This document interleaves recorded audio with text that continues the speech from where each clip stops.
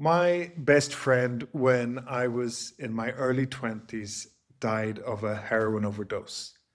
So his name was Ross, and we became friendly during university. And it was Ross who gave me a book and introduced me to meditation.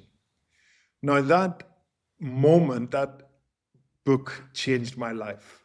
And the next day, I read the book cover to cover, and the next day, I went to the local Buddhist center and I learned mindfulness meditation practices, which have stayed with me for the last 28 years. Now, Ross, he's one of the few people in my life who would read book after book after book. He read the book and he never went to learn meditation. It was very intellectual for him, he understood it, but it didn't inspire him to practice. Now, I work every day with addicts, people who have cocaine addiction, alcohol addiction, benzo, opioid addiction. And I begin to understand and to see what are the patterns that underpin addiction and what a person needs to work on if they want to transform and to heal and to really move away from their addiction. So one of the things that I talk about with my clients is the need to have a very clear intention that is developed over time. It seems to me that intention is actually the most important thing when someone is trying to recover from their addiction. Basically, in simple terms, they have to want to stop. And it may sound ridiculous, given that I work in a rehab, is that often people come and they have very little intention of stopping, or it's part of a bigger journey, a longer process of moving into recovery. It's not a straight line. It's not an easy journey. But what I can see is that the thing that really defines if a person is successful or not is that they have a clear intention to change. There's a Tibetan proverb, everything rests on the tip of intention. And I find that understanding this is key to someone working with their addiction. It's the reason why when I start to work with an addict, the first question I ask them is, why are you here? And this is a question which I will ask the person repeatedly during the process, because it's important that a person becomes more and more clear about their intention, and that their intention becomes something that is strong, something that has real volition or energy behind it. Sometimes I say to my clients that intention is like a knife or a sword. In the beginning, the blade is dull, but over time, the blade is sharpened and the strength, the volition increases, and the person can then begin to really approach their addiction with clarity, with purpose, and will be able to move into a solid and lasting recovery. So intention is something that is cultivated, it is grown, it is nurtured, it is evolving, it is always changing, and it's something that is alive in the person's experience. The intention today may not be the same tomorrow, but I think it's vital that a person finds that inner resolve, that inner strength to make that change themselves. So finding and working with intention is definitely a process that a person and a journey a person needs to go on. And so sometimes I see that if somebody comes, they want to work on their addiction, and they're they're going through the process because their parents want them to, or their children have asked them to, or work, or whatever it might be. These are all valid reasons for moving into recovery. These are all good reasons. But as long as in my experience, as long as the intention remains there, it is not enough in itself.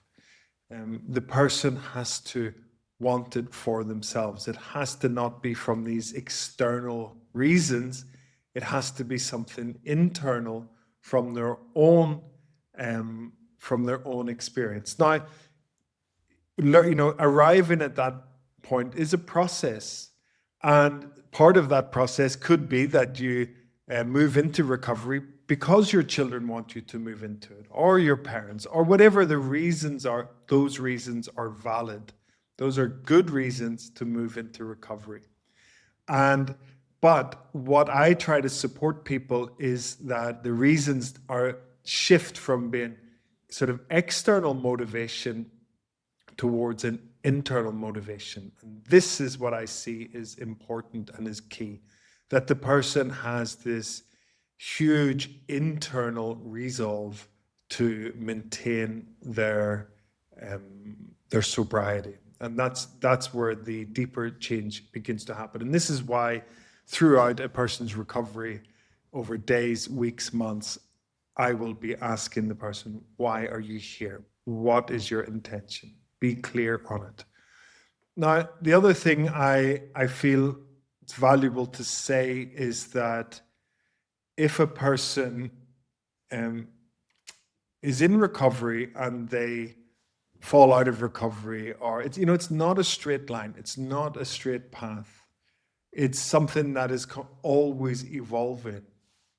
And if a person relapsing it's not a failure, it's part of a process, it's part of a longer journey of understanding our own process, our own journey of recovery, and being able to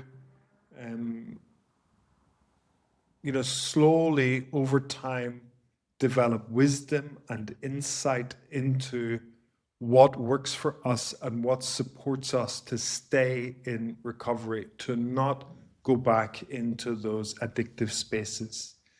So I find that this is that recovery is a journey. It's a journey that is evolving, is dynamic, and it really requires us to pay attention to our experience, to see what those deeper motivations are that are moving us through life, and to really get in touch with our own self, our own needs, and to have a clarity around our own journey of recovery. So that's what I just thought I would share in today's video, that we need to work on our intention. And I think that can happen through therapy. It can happen in meetings, if you go to AA or NA, or it can happen in those different environments.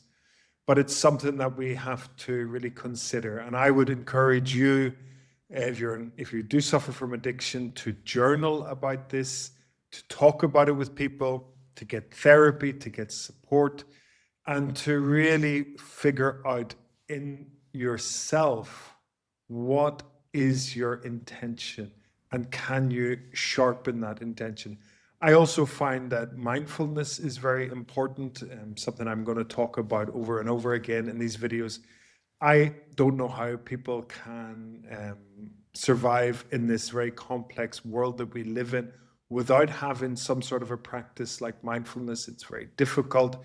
It's very difficult to stay connected to ourselves if we don't have some spiritual practice. And for me, mindfulness is very useful because it's a secular, it doesn't require any beliefs. It's just about connecting to our own inner experience, to become intimate with our own experience, to listen to ourselves, and that can help us to become clear about, what we're doing, what our journey is, what our difficulties are, and to bring awareness to those parts of our experience that are more in the shadows, that are unconscious. So that's that's what I thought I would share today. I often think about my friend Ross, who introduced me to meditation, um, who died tragically at a very young age from an overdose from taking heroin, and that had he have had some sort of more practices, more clarity in his experience of what was driving him, um, the day to day, what those shadows were, what the sort of unconscious processes were that were moving him in life, how things could have turned out differently for him. So that's I reflect on that, and I know firsthand the consequences of addiction, and I can see now with more clarity, and both because of my work and because of personal experience, um, what the energies are that maintain addiction, that cause a person to stray from their recovery or to use. And I feel that,